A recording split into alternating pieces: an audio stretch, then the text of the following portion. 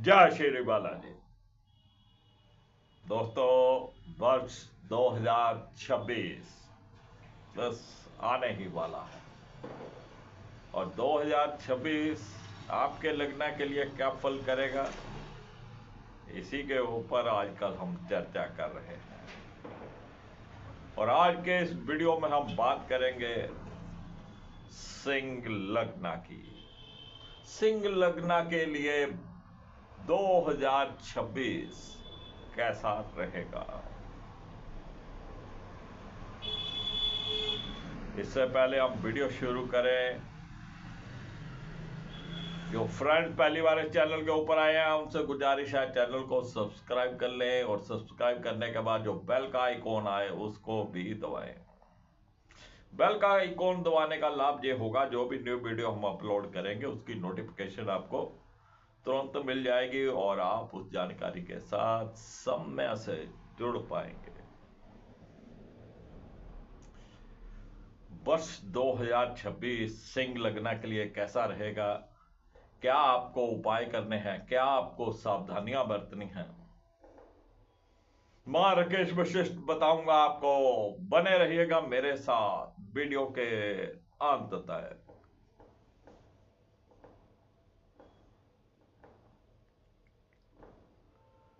मां राकेश वशिष्ठ आप सबका स्वागत करता हूं।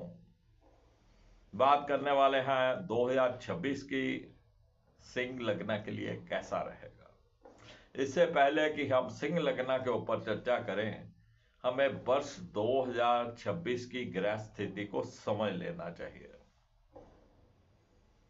वर्ष के शुरू में ही शनिदेव मीन राशि में गोचर कर रहे होंगे और वर्ष के अंत तक मीन राशि में ही रहेंगे। वर्ष के शुरू में राहुदेव कुंभ राशि में गोचर कर रहे होंगे और वर्ष के अंत में 5 दिसंबर को राशि बदलकर मकर राशि में प्रवेश करेंगे।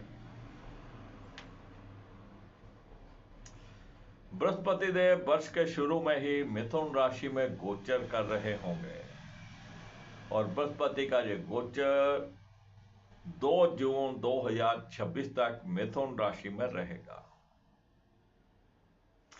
2 जून 2026 के बाद बृहस्पति देव अपनी उच्च राशि कर्क में प्रवेश करेंगे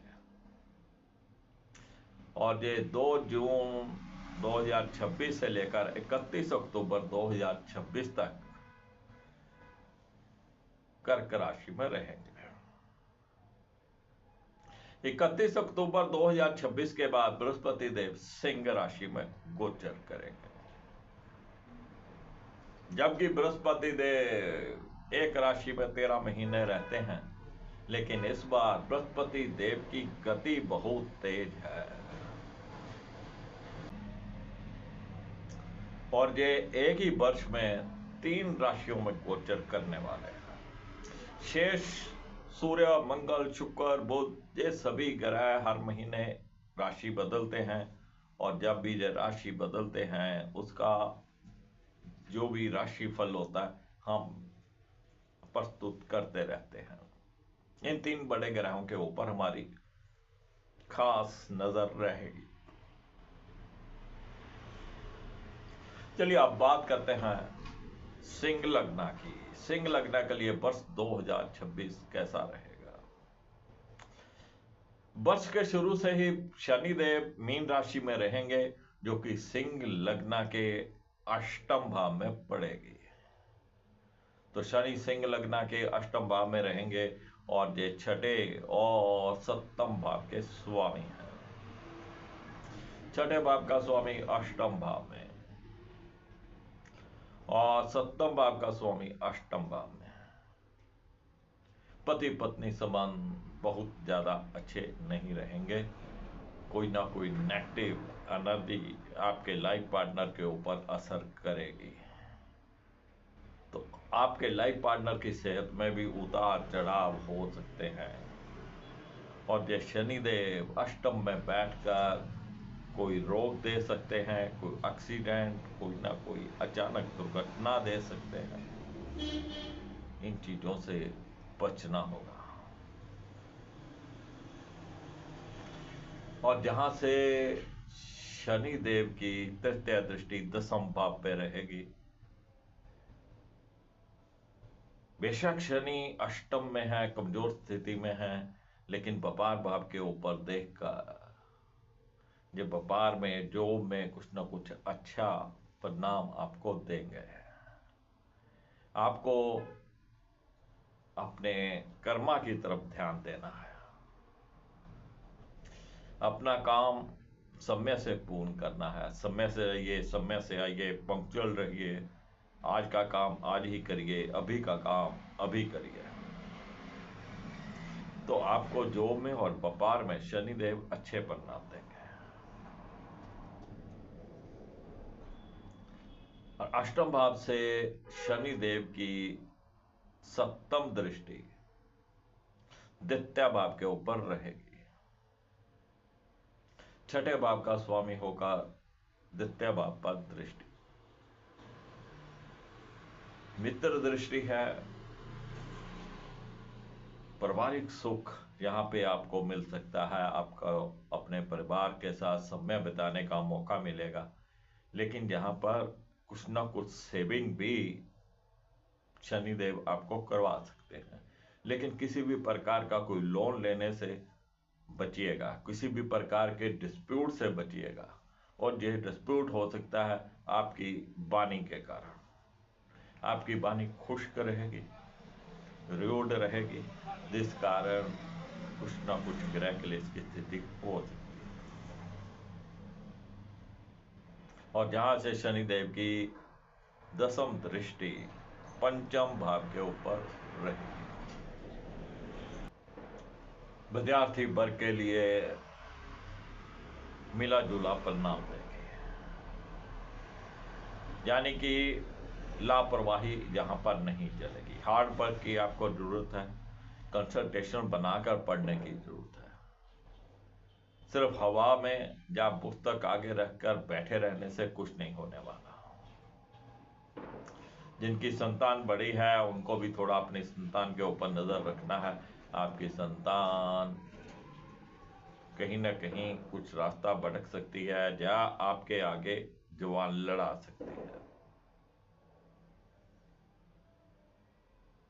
तो शनिदेव यहाँ पर बहुत अच्छा रोल नहीं करने वाले हैं।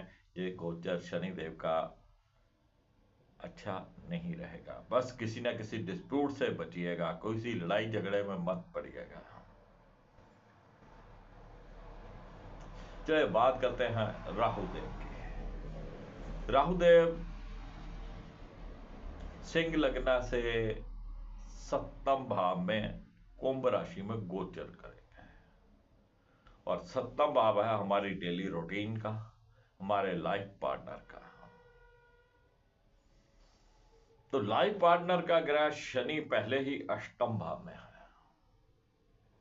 और राहुदेव जहां पर आपके लाइफ पार्टनर के ऊपर नेगेटिव एनर्जी, किसी ना किसी प्रकार से कोई नजर लग जाना कोई बड़ी बात नहीं होगी। आपके लाइफ पार्टनर की सेहत में उतार चढ़ाव हो सकते हैं, आपसी मतभेद उत्पन्न हो सकते हैं, कोई ना कोई वहम भरम की स्थिति उत्पन्न हो सकती है। जो विवाह योग्य हैं उनके रिश्ते की बात चलते चलते अचानक रुक सकती है। कोई वहम भरम की स्थिति बनेगी, रिश्ता टूटने के कगार पे आ जाएगा। जिनका रिश्ता तय हो चुका है उनको भी सावधान रहना है। कोई ना कोई वहम भरम की स्थिति बनेगी, कोई ना कोई भांजी मार देगा जिससे रिश्ता टूटने के कगार पे आ जाएगा। तो राहु का जो सप्तम भाव में बहुत अच्छा नहीं है। और जहां से राहु की पंचम दृष्टि एकादश भाव के ऊपर रहेगी, जो कि आपके आय के साधनों में कहीं ना कहीं उथल पुथल उतार चढ़ाव देगी, कड़ी मेहनत आपसे करवाएगी। बड़े भाई बहनों के साथ संबंध बहुत ज्यादा अच्छे नहीं कहे जा सकते। और जय राहु की दृष्टि लगन के ऊपर भी रहेगी और जय नेगेटिव एनर्जी आपके ऊपर भी असर करेगी। और ये नेगेटिव एनर्जी के कारण ही आपको भी नजर लगने की संभावनाएं हैं। आपकी सेहत में भी उथल पुथल हो सकती है, उतार चढ़ाव हो सकते हैं। और सप्तम भाव से राहु देव की नवम दृष्टि तृतीय भाव के ऊपर रहेगी। छोटे भाई बहनों के साथ संबंध बहुत ज्यादा मधुर नहीं रहेंगे, लेकिन तृतीय भाव के ऊपर जब पाप ग्रह देखते हैं, कुछ ना कुछ हौसला, कुछ ना कुछ हिम्मत बनाए रखते हैं। तो राहु का गोचर भी जहां पर बहुत अच्छा नहीं कहा जा सकता। अब शनि और राहु के लिए क्या उपाय करने हैं, इसकी बात हम बाद में करेंगे। अब चलिए बात करते हैं बृहस्पति देव की। वर्ष के शुरू में ही बृहस्पति देव मिथुन राशि में गोचर कर रहे होंगे, जो कि सिंह लग्न के एकादश भाव में रहेगी। और 2 जून तक बृहस्पति देव यहीं रहेंगे। एकादश भाव में बृहस्पति देव, एकादश भाव के ऊपर राहु की दृष्टि भी है और बृहस्पति देव की दृष्टि राहु के ऊपर भी है। जो राहु देव जहां पर समस्याएं उत्पन्न कर रहे थे, आपके बड़े भाई बहनों के साथ संबंध मधुर नहीं होने दे रहे थे, या आपके आय के साधनों में कहीं ना कहीं रुकावट डाल रहे थे, ये बृहस्पति देव जहां पर उसे संभाल लेंगे। कुछ भी गड़बड़ राहु देव करेंगे, बृहस्पति देव संभाल लेंगे। आपकी जायज इच्छाओं को भी ऐसे तैसे पूरा करेंगे। बड़े भाई बहनों के साथ संबंध भी बहुत बढ़िया नहीं तो मध्यम तो कर देंगे।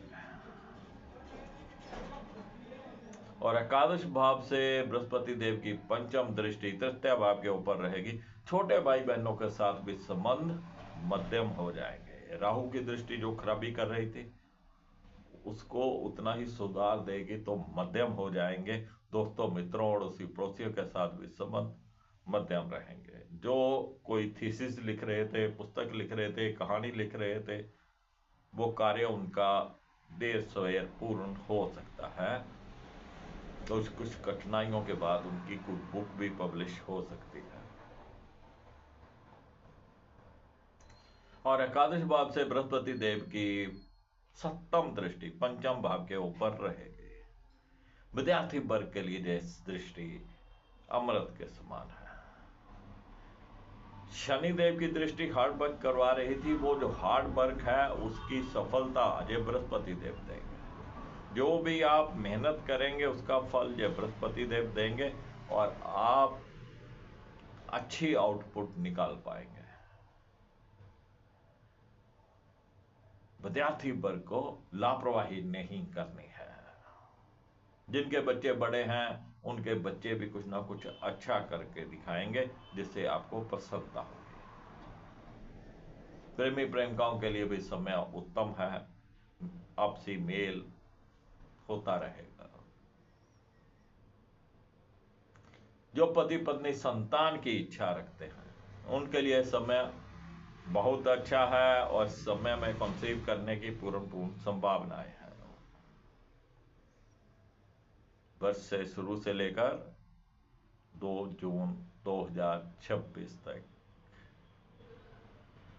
और एकादश भाव से बृहस्पति देव की नवम दृष्टि सप्तम भाव के ऊपर रहेगी, जहां पे राहु देव आपको परेशानियां दे रहे थे। अब बृहस्पति देव की दृष्टि उन परेशानियों को हल करेगी।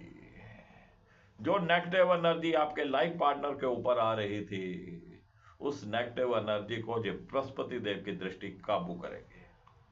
और कहीं ना कहीं अगर आपके लाइफ पार्टनर के सेहत में उतार चढ़ाव होते हैं, तो जो बृहस्पति देव उसको जल्दी रिकवर कर लेगा।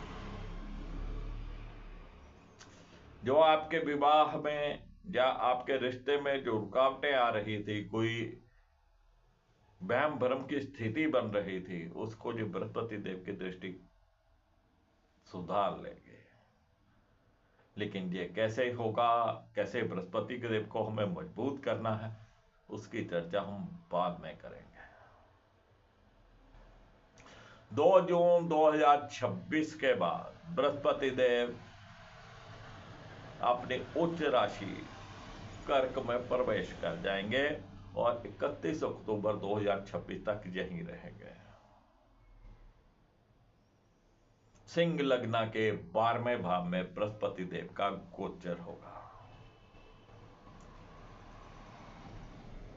बृहस्पति देव जब 12वें भाव में आते हैं, जो कि खर्चों का भाव है, शुभ ग्रह होने के कारण शुभ कार्यों के ऊपर खर्च करवाएंगे। खर्चे आपके बढ़ेंगे लेकिन अच्छे कार्यों पर होंगे। अब अच्छे कार्य क्या होते हैं? कोई प्लॉट ले लेना, कोई घर ले लेना, कोई गाड़ी ले लेना, कोई स्कूटी या बाइक ले लेना, किसी बच्चे का जन्मदिन धूमधाम से मना लेना, अपनी मैरिज एनिवर्सरी धूमधाम से बना लेना, या फिर कोई धार्मिक यात्रा कर लेना, कोई जागरण करवा लेना। तो इस तरीके के जो अच्छे खर्चे हैं, उन खर्चों के ऊपर बृहस्पति देव आपका खर्च करवाएंगे। और जब बृहस्पति देव कोई अचानक कोई यात्रा करवा दें तो कोई आश्चर्य नहीं होगा, यहां तक कि विदेश यात्रा भी हो सकती है।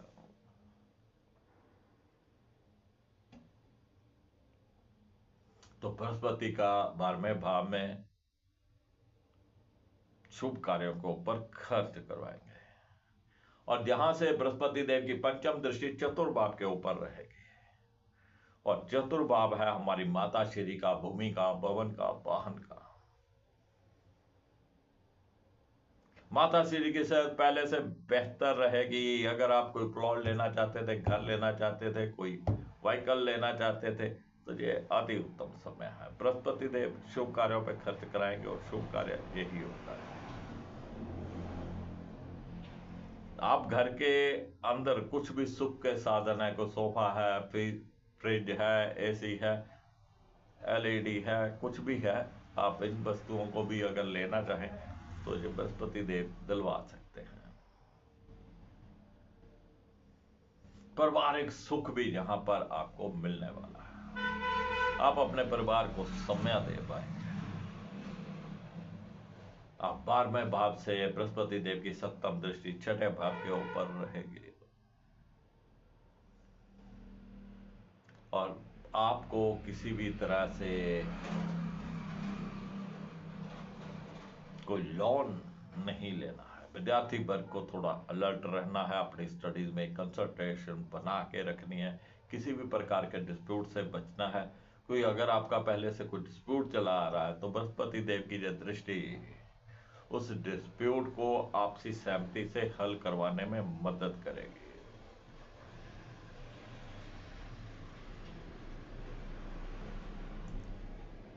और जहां से बृहस्पति देव की नवम दृष्टि अष्टम भाव के ऊपर रहेगी,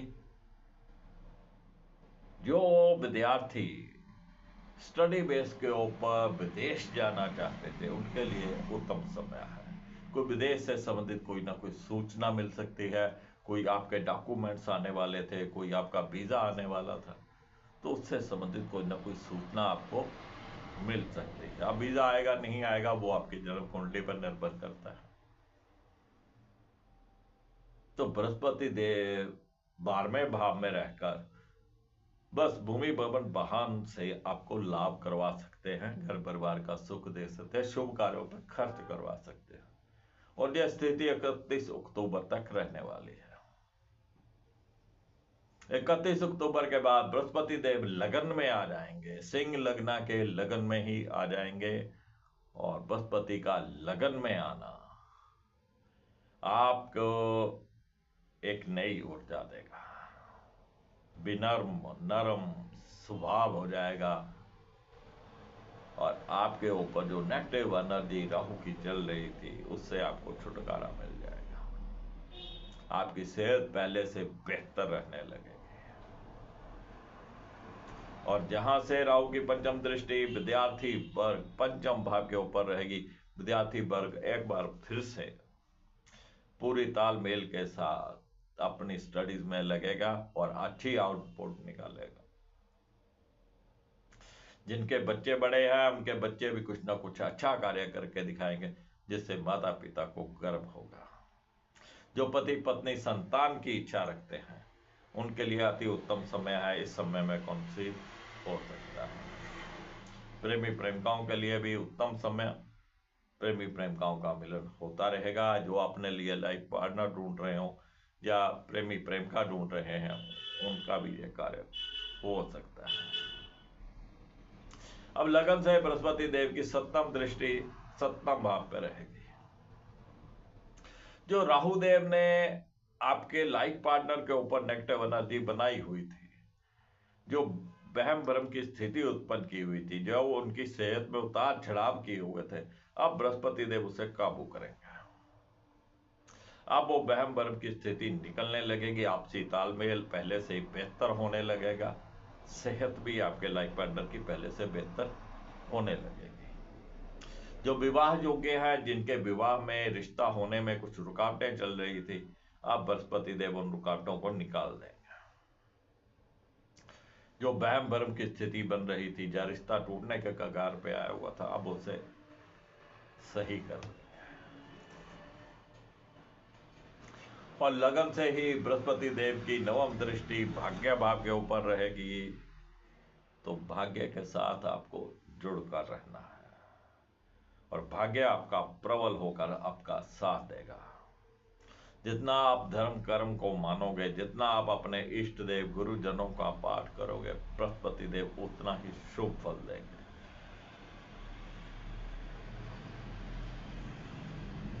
साधु सन्यासियों का आशीर्वाद लीजिएगा।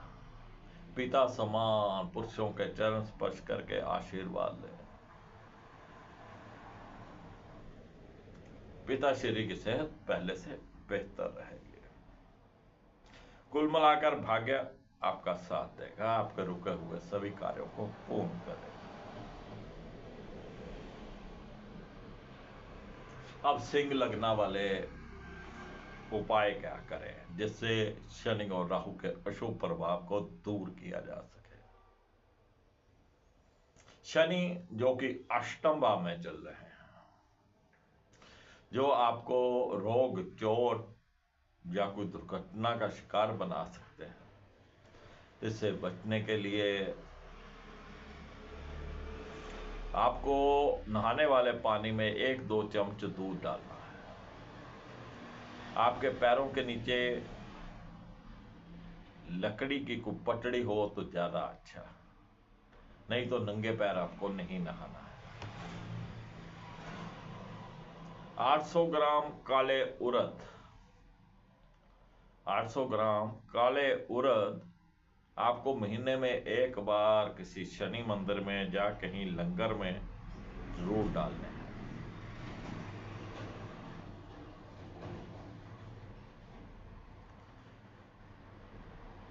अब राहु देव की बात करें तो राहु देव है सप्तम भाव में।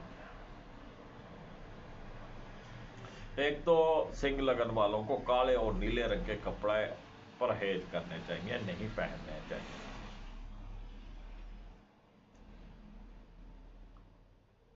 और राहु जहां पर जो नेगेटिव एनर्जी देने वाले हैं, पति पत्नी संबंध खराब करने वाले हैं, इसके लिए आपको एक नारियल लेना है। एक नारियल लीजिएगा, जो जटा वाला नारियल होता है, जिसके अंदर पानी होता है, खोपा गिरिए और अपने हाइट के बराबर उसके ऊपर कलावा बांधिए और फिर अपनी बॉडी से 7 बार एंटी क्लॉकवाइज घुमाकर किसी चलते पानी में जल प्रवाह करिए या किसी धर्म स्थान में दे दीजिए। गंगा जल जितना ज्यादा हो अपने घर में रखें और किचन में बैठकर, रसोई में बैठकर या खड़े होकर आप खाना खाइए। कम से कम दिन में एक बार तो जरूर खाइए। तो इस तरह राहु देव को और शनि देव को थोड़ा काबू किया जा सकता है। लेकिन बृहस्पति देव को और अच्छा करने के लिए केसर का तिलक या हल्दी का तिलक प्रतिदिन करिए। जितना आप धार्मिक रहेंगे, जितना आप अपने इष्ट देव गुरुजनों का पाठ करेंगे, जितना आप धर्म के साथ जुड़कर रहेंगे, उतना बृहस्पति देव आपको अच्छा फल देंगे। जो भी आपके गुरु हैं, जो भी आपके इष्ट देव हैं, उनका जाप करते रहिए।